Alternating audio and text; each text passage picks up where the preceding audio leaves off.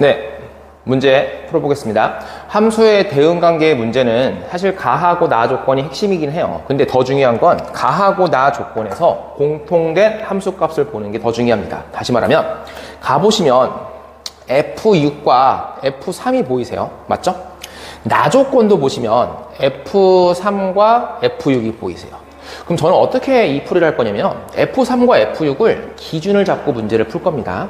근데 이 상태에서 풀게 되면 굉장히 복잡하게 풀 것 같아서 가를 조금 유심히 보았어요. 근데 가를 봤는데 여기가 2의 배수네요. 그죠? 2의 배수죠. 때마침. 근데 이 16마저도 뭐 2의 배수라고 얘기할 수도 있겠죠. 그럼 제가 이 식을 한데 조금 묶어서 정리를 해보려고 해요. 다시 말하면 2 곱하기 F의 1 플러스 F의 2도 있지만 저 16을 이항시켜서 2로 묶으면은 8이 되겠죠?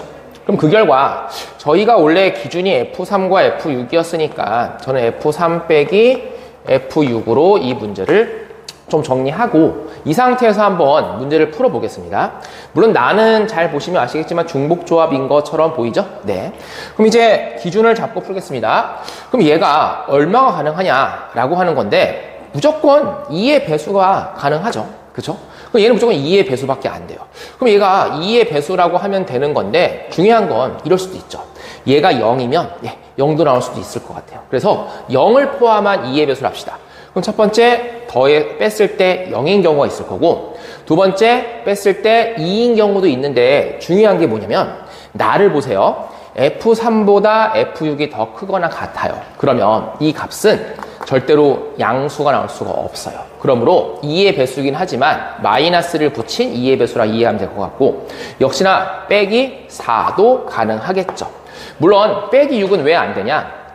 원소가 1부터 6밖에 없기 때문에 둘의 차이가 6이 나올 수 있는 차이에 있는 원소는 존재하지 않기 때문에 그럼 결과적으로 이 경우 외에는 존재하지 않을 것 같다라고 이해하시면 좋을 것 같고 그럼 이제 각각의 경우에 맞춰서 문제를 풀 겁니다. 자, F3 빼기 F6이 0이라는 건 다시 말하면 이 값도 0이라는 얘기입니다. 그럼 얘가 0이 되려면 F1 더하기 F2가 F1 더하기 F의 2의 값이 무조건 8 나와야 돼요. 네, 맞습니다. 자, 역시 마찬가지로 이 값이 마이너스 2가 나오게 하려면 여기가 마이너스 1 나오게 하셔야겠죠? 자, 그럼 이때는 F1 더하기 F2가 7 나오시면 될 것 같습니다. 자, 마무리. 여기가 마이너스 4가 되려면은 당연히 여기도 마이너스 2가 돼야 됩니다. 그럼 마이너스 2가 되려면은 F1 더하기 F2가 당연히 6이 돼야겠죠.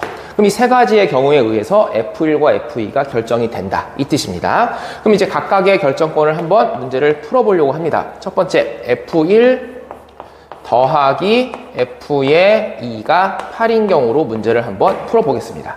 자, 이때는 어렵지 않은 게 F1 더하기 F2가 8인 경우는 순서쌍으로 표현할게요. 2,6도 있고요. 그죠? 다시 3,5도 있습니다. 뭐 이렇게 세시면 마지막에는 6,2도 있겠죠? 총 5가지가 있습니다. 네, 표시할게요. 5가지가 있습니다. 자, 이어서 끝난 줄 알았는데 그렇지 않습니다. 여기 보시면 F4랑 F5도 대응을 하셔야 돼요.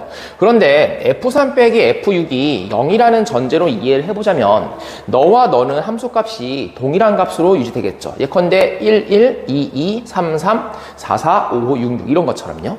그럼 이때 얘들이 1, 1, 2, 2, 3, 3, 4, 4, 5, 5, 6, 6이라면 당연히 여기 있는 대응하는 값은 그 경우밖에 없으니까 결과적으로 얘가 대응하는 경우만 정답이 되는 거죠. 즉 6가지의 대응 경로가 생기니까 얘는 5 곱하기 6으로 첫 번째 케이스를 마무리할 수 있을 것 같아요. 네, 두 번째 케이스 해볼게요. 자, 두 번째 케이스는 F의 1과 F의 2를 더했을 때 7 나오시면 됩니다.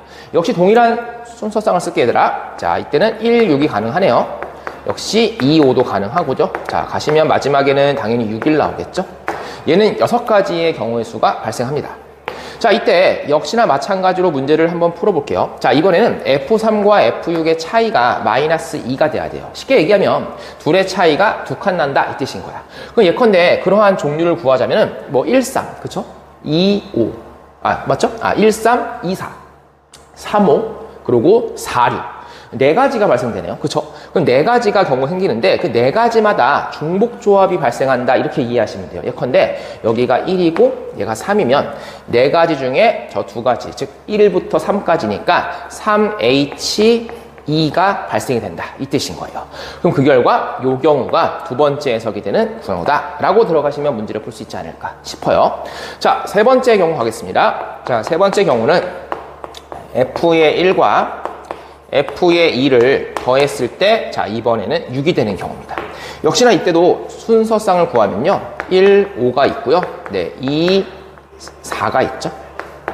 마지막에는 5, 1이 있죠. 자, 경우의 수로 따지면은 얘 같은 경우도 5가지의 경우의 수가 발생됩니다.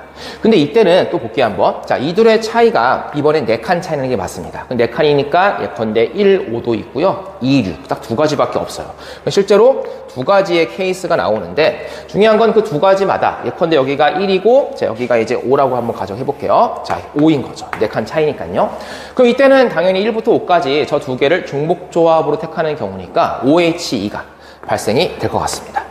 그럼 이런 식으로 문제가 답이 되겠네요. 그럼 결국 이 세 가지의 경우밖에 없으니까 이 세 가지를 모두 더한다면 네, 그럼 문제가 제시하는 경우의 수가 발생이 되겠죠. 자, 마무리 한번 지어볼까요? 자, 30까지 나올 것 같고요. 자, 계산해 볼게요. 자, 이거 3H2는 참고로 4C2가지예요. 그럼 4C2가지가 6이니까 6 곱하기 6 곱하기 4죠. 36 곱하기 4가 되는 거니까 144 이게 되겠죠? 자, 마무리. 자, 얘는 OH인데요. 자, OH2는 계산하시면은 6C2가 되겠죠. 네, 15네요. 그러면 5 곱하기 2가 10이니까 10 곱하기 15면 150이 되겠네요. 그럼 얘를 모두 다 더하는 거니까 참고로 174에서 150을 더했으니까 324. 네, 정답에서는 네, 4번이 있네요. 네, 정답은 이렇게 풀면 될 것 같습니다.